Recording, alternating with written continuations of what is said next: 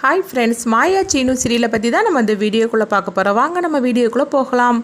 மாயா அவங்க வீட்டை மீட்டு கொடுத்தனால எல்லாருமே ரொம்பவே சந்தோஷத்தோடு இருக்கிறாங்க. அடுத்து பார்த்தோம்னா மாயாவுக்கு அவங்க ஜானகி ஆரத்தி எடுத்து வீட்டுக்குள்ளே கூட்டிகிட்டு போகிறாங்க.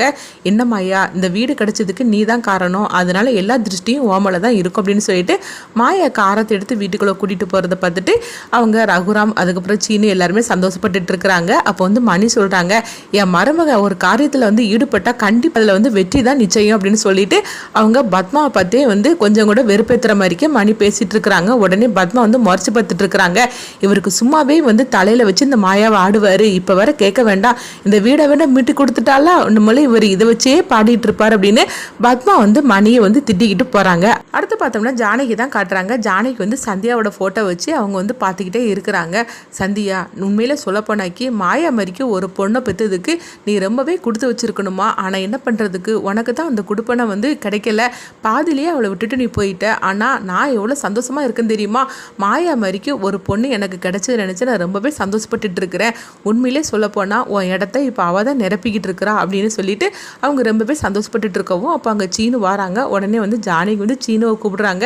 சொல்லுங்கத்த அப்படிங்கும்போது, இங்கே பாரு சீனு, இதுக்கு மேலேயும் நீ மாயாவை விட்டு பிரிஞ்சிருக்க கூடாது, இப்போ மாதிரி நீ மாயாவை பற்றி நீ புரிஞ்சுக்கிட்டே சீனு அப்படின்னு சொல்லவும் உடனே சீனு சொல்கிறாங்க, அதாவது அத்தை, மாயா மட்டும் இல்லைன்னா உண்மையிலே சொல்ல போனாக்கி என்னால் தான் அந்த வீட்டை விட்டு எல்லாரும் போனீங்கன்னு குற்ற உணர்ச்சியிலேயே நான் உண்மையிலேயே என் உயிரையே நான் விட்டுருப்பேன்.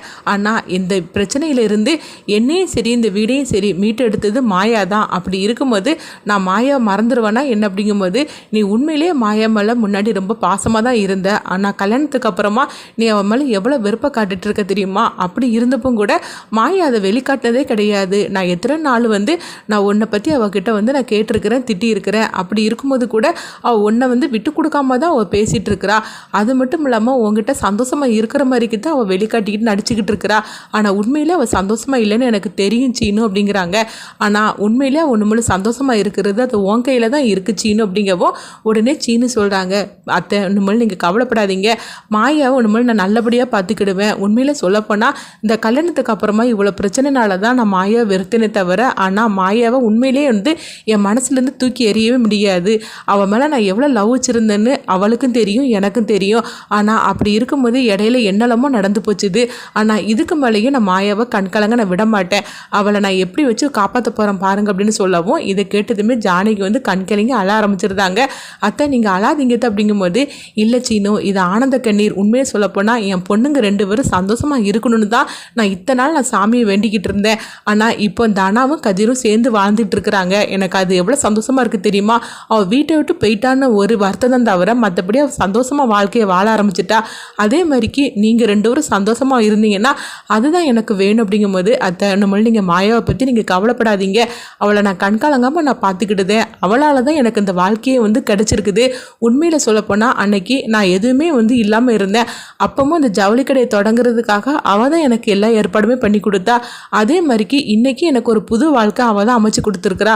கண்டிப்பாக இதை நான் அவளுக்கு நான் என்ன பண்ணினாலும் கைமாறு பண்ணினாலும் அதுக்கு ஈடாகாது. அவளை நான் சந்தோஷமாக நான் பார்த்துக்கிடுவேன், நீங்கள் நம்மளுக்கு கவலைப்படாதீங்க அப்படின்னு சொல்லிட்டு இருக்கிறாங்க. இதை கேட்டுட்டு ஜானகி ரொம்பவே சந்தோஷப்பட ஆரம்பிச்சிருந்தாங்க. அடுத்து பார்த்தோம்னா சீனு வெளியே போகவும் அப்போ ஜானகி சாமி கிட்ட நின்று அவங்க கும்பிட்டுட்டு இருக்கிறாங்க.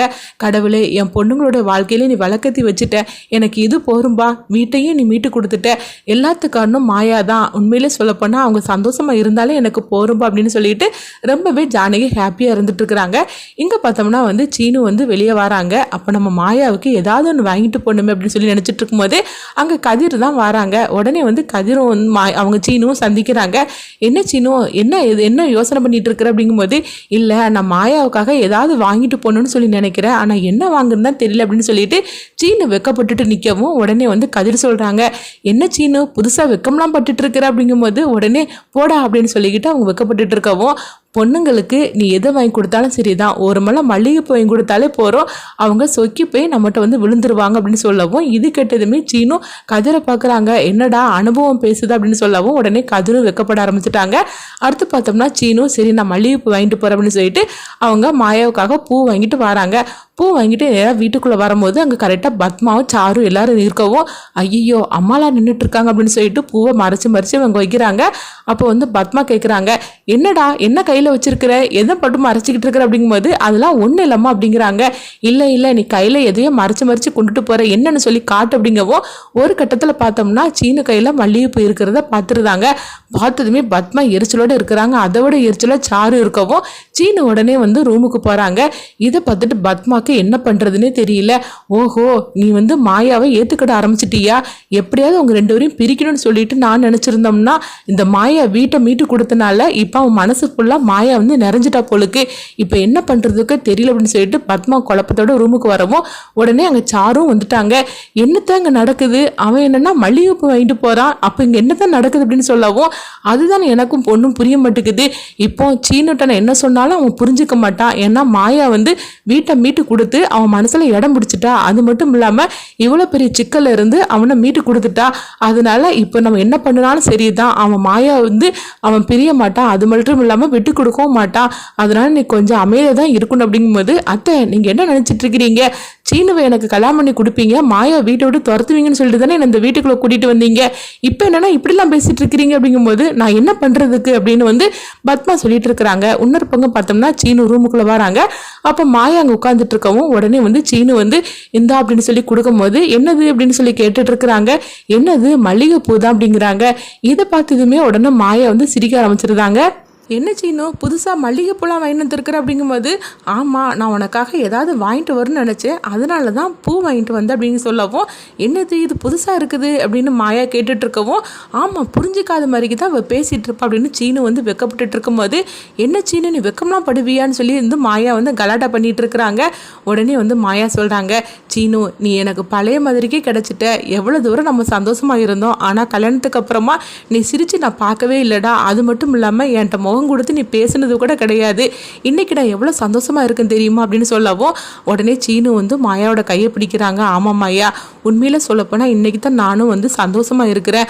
என்ன எவ்வளோ பிரச்சனைகள், ஆனால் எல்லா பிரச்சனையிலேருந்து என்னை நீ தான் காப்பாற்றி கொண்டுட்டு வந்த, ஆனால் நான் உன்னை புரிஞ்சுக்காம நான் இருந்துட்டேன், என்னை மன்னிச்சிரு அப்படின்னு சொல்லும் போது, இங்கே பாரு பழைய கதையெல்லாம் ஒன்றும் பேச வேண்டாம் அப்படின்னு சொல்லவும் உடனே வந்து எனக்காக மல்லிகைப்பூ வாங்கிட்டு வந்து இல்லை அப்படின்னு சொல்லும் போது, ஆமாம் நானே உனக்கு வச்சு விடுதேன் நீ திரும்ப அப்படின்னு சொல்லும் போது உடனே வந்து மாயாவும் திரும்புகிறாங்க. அப்போ அவங்க மல்லிகைப்பூ வச்சு விடுதாங்க சீனு. இங்கே பார்த்தோம்னா பத்மா வந்து எரிச்சலோடு இருக்கிறாங்க. அடுத்து என்ன நடக்க போகுதுன்னு பார்க்கலாம்.